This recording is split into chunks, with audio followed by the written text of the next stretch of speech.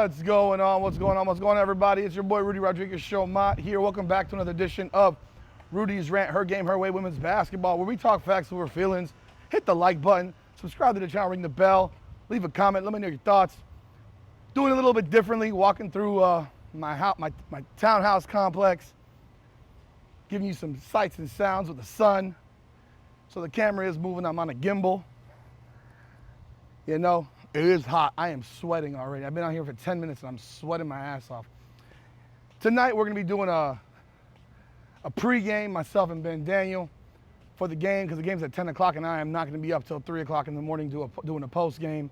I might do a short post game after, but we're gonna do a Sunday Night Heat version before the game because we couldn't do Sunday Night Heat. Let's talk about what's going on right here, man. Caitlin Clark's been ruled out again. Ruled out again. Chloe Bibby's ruled out again. They're playing Phoenix tonight. You can pretty much chalk it up to a loss because they're not going to beat the Phoenix Mercury, not on the road.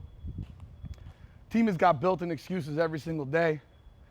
They get a lucky win against the Sparks, which kind of saved their season, as it's going to be really, really hard for them to not make the playoffs now because of the fact that the Sparks have 5 more games. They did happen to beat Seattle last night after being down 17 in that game. Came back and won that game over Seattle, which was obviously huge for the LA Sparks. But they got to win a bunch of games. They got to play Vegas. They got to play Atlanta twice on the road. They got to play Phoenix, and I think they got Dallas as well.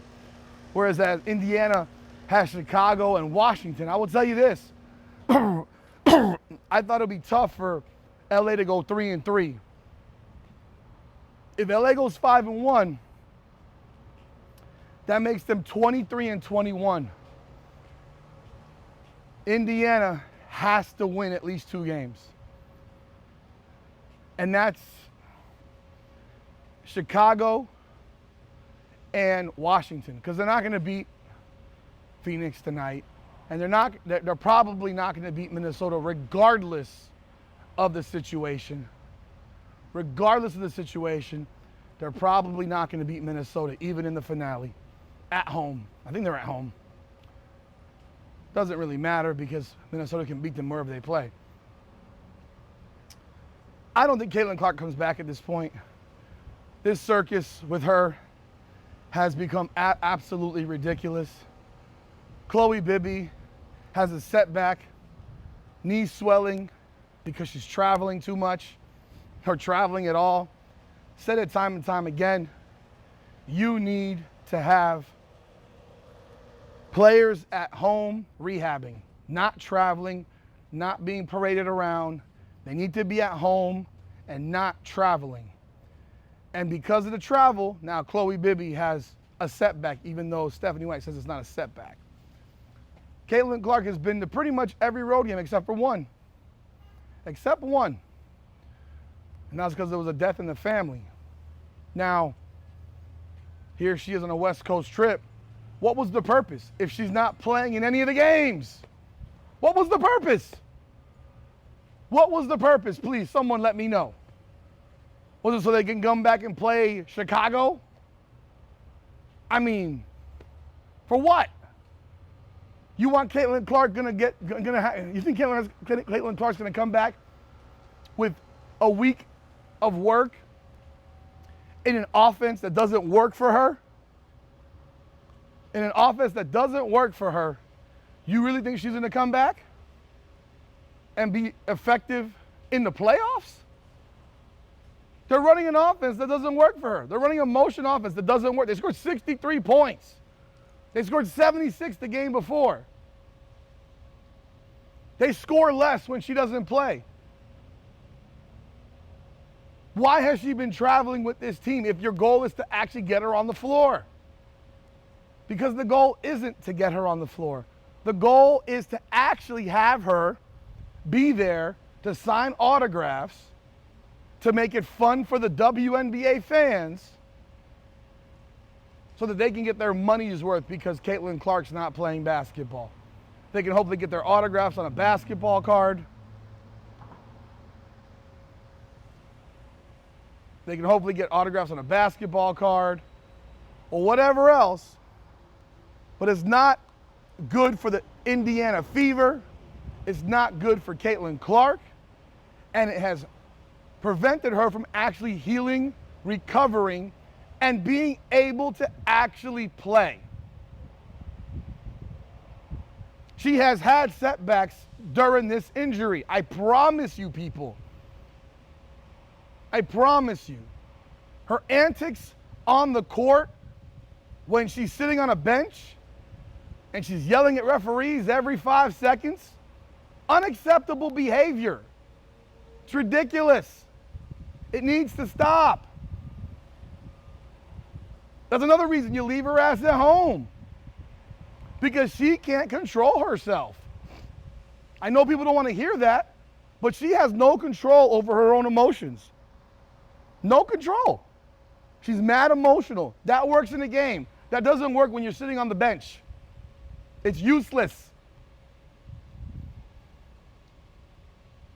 So she's out for the night, and yet she'll be on the bench, probably yelling at referees. And that's not beneficial. This team will probably sneak into the playoffs as an 8 seed. Probably. Because I don't see them winning more than 2 games. I don't see them winning more than 2 games. Now, if LA does the unthinkable and goes 5-1, then Indiana's fucked. Because if that happens, then they finish 23-21, and Indiana's 23-21, and LA has the actual tiebreaker. And that means LA goes to the playoffs as an 8 seed and Indiana's sitting at home. But at this point, ask yourself this question. Do you really give a shit if they make the playoffs or not? Do you really care? Do you really care? An 8 seed isn't going anywhere. Even if Caitlin Clark comes back to play, they're not going anywhere. Stephanie White's a mess. Stephanie White is a mess. The shit is a joke. And there's never any answers for why they don't show up to play well in the first quarter of most games. There's always an excuse. There's always a problem. There's always something. Sydney Colson is out here begging for calls for Kelsey Mitchell. Where were you when Caitlin Clark was playing basketball? Didn't hear you beg for calls for Caitlin Clark. She's your teammate, right, too? Isn't she? So you're telling me that in the 10, 11 games that you saw Caitlin Clark play as a member of your team, at no point did you see Caitlin Clark getting bullied and battered up by opponents? Really? Really? But now it's Kelsey Mitchell, and you have magical eyes. You can see it now. Ain't that something?